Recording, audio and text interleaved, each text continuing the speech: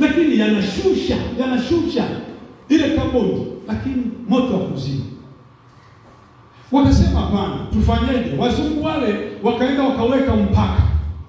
Wale waliopita kwenye zimamoto wanaelewa hiyo nayo ni mbinu ya kuzima moto. Wakasema haya majengo yote acha teketee na hizi mali zote acha ziteketee. Tunaenda kuweka mpaka. Huu moto utakapofikia hapa iwe ni nini? Ni mwisho.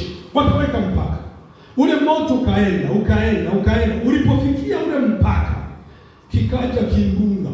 Sema unajua Amerika vimbunga vipo. Kikaja kimbunga kikubwa, kikauzungusha ule moto. Ule moto ukapanda juu. Mimi niko macho hivi naangalia. Ule moto ukapanda juu. Ulipopanda juu, upepo ukasukumia mbele ng'ambo ya ule mpaka. Acha Mungu aitwe Mungu. Haleluya, haleluya. Mungu akasukuma ule moto. Ile nguvu ya upepo ukasukuma moto ukavuka ng'ambo ya pili. Shughuli kaendelea kuteketeza. Wakati nateketeza, kulikuwa na mchungaji. Kulikuwa na nyumba ya mchungaji pale mjini. Kulikuwa na kanisa la mchungaji pale mjini. Pamoja kwamba ni Godless City, lakini kulikuwa na nyumba ya mchungaji. Mchungaji alikuwa anaendelea kuhubiri siku kwa siku. Ule moto ukazunguka ukaramba nyumba zote. Nyumba ya mchungaji ikabaki.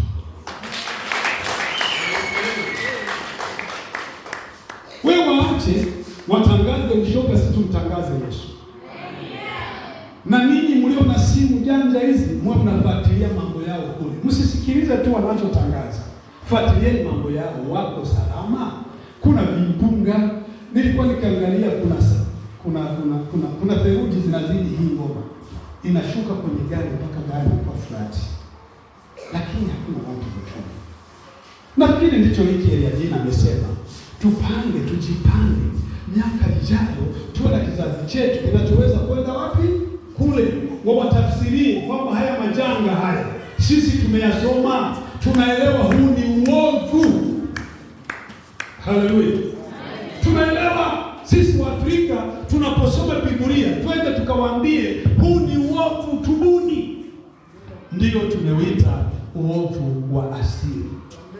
Haleluya, haleluya. Bwana Yesu asifiwe.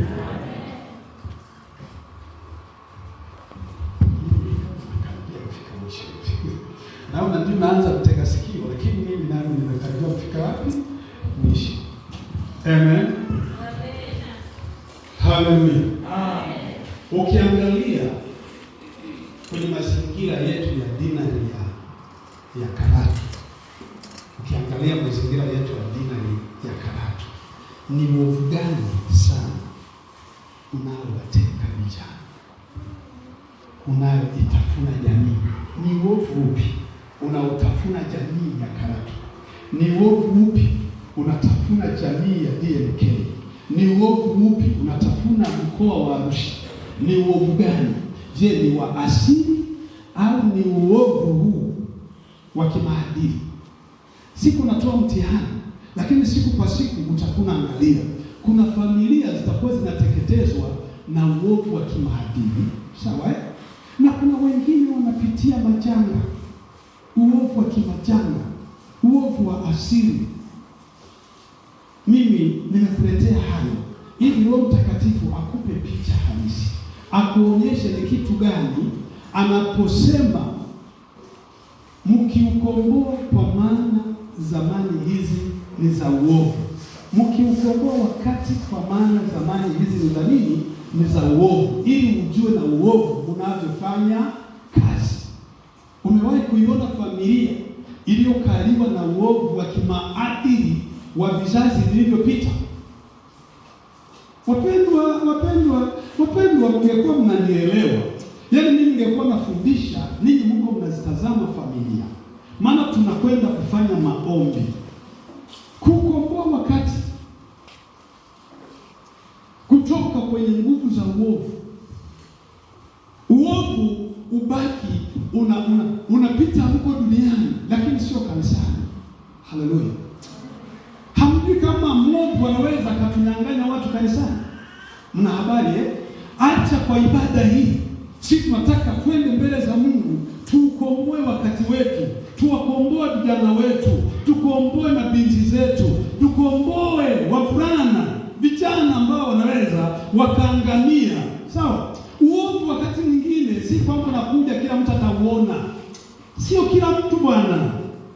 Hamwezi kuelewa ninachoongea. Wengine tunaweza tukafuata mkumbo wa uovu. Ashukuriwe Mungu ya kwamba maaskofu wetu wa Kiafrika, Mungu amewasaidia walipokuwa wako Nigeria, wakagundua huu uovu mkubwa sana sisi hatuwezi kufuata. Haleluya. Yaani hamjaelewa. Hamjanielewa. Baba mchungaji, nahisi kama